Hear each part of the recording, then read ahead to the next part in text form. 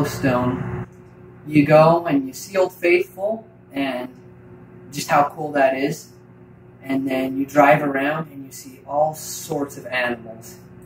You see bears and elk and moose and wolves and maybe even a few deer.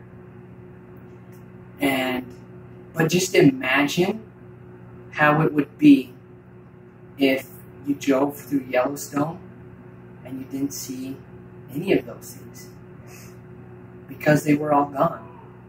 You didn't see elk, you didn't see moose, you didn't see bears, not even a deer. That is why wildlife management is so important. And today, I would like to emphasize the importance of the public. Yes, I said the public. That means you and I and everyone else around us and their participation in wildlife management. How can I help manage wildlife, you ask? I'd like to give 3 simple steps or 3 points on how you can be a part of this. The first one is helping the Division of Wildlife Resources out. The second is following conservation groups like the Rocky Mountain Elk Foundation, Mule Deer Foundation, and Sportsmen for Fish and Wildlife. The third is being observant while you're out where the animals are. The Division of Wildlife Resources is a government, or otherwise known as the Fish and Game, is a government agency that is in charge of managing wildlife. They're in charge of making sure populations are good, making sure these animals are healthy, making sure that these animals are where they're supposed to be.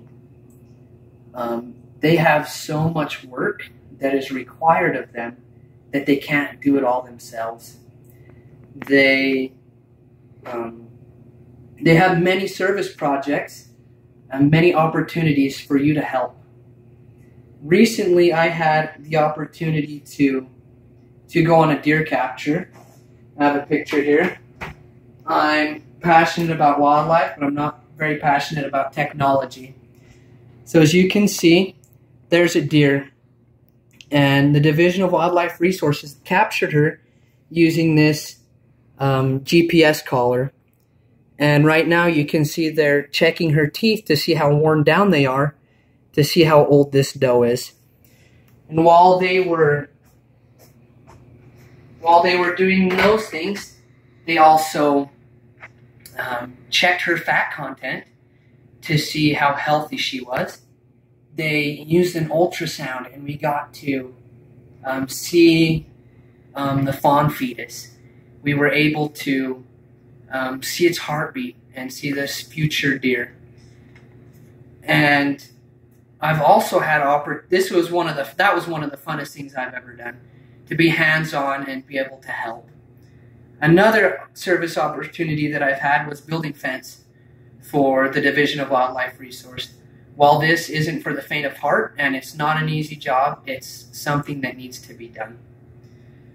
Another thing is don't be afraid to contact the Division of Wildlife Resource if you see something that's wrong.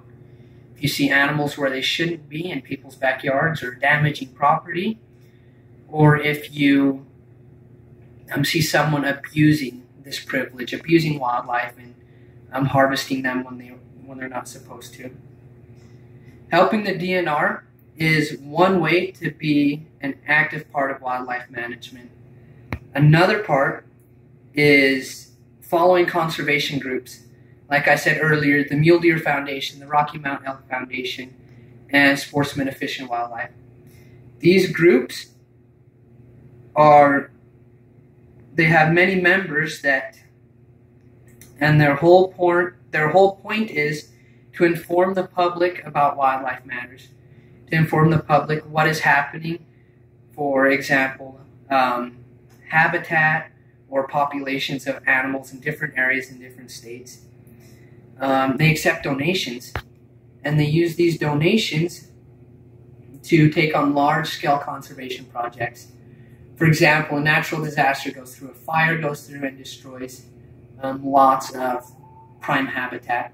These groups will help reseed and help prepare these areas for animals to return. Now that you know who these groups are, who the Rocky Mountain Elk Foundation is, who the Mule Deer Foundation is, we can, and what they do, we can get on to the fun stuff. That's being out where the animals are. And believe it or not, at some point, you will be out where the animals are.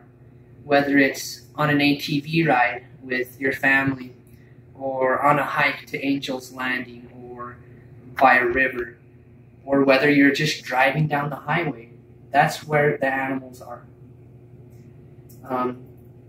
Being observant is very helpful and fun. On an ATV ride, you can stop and look at animals using things like a pair of binoculars to help view these animals from a safe area, not harass them. You can notice problems while you're out there doing it. Plus, you can see how these animals act. You can, while you're hiking, and you can see trash. And you can pick this trash up.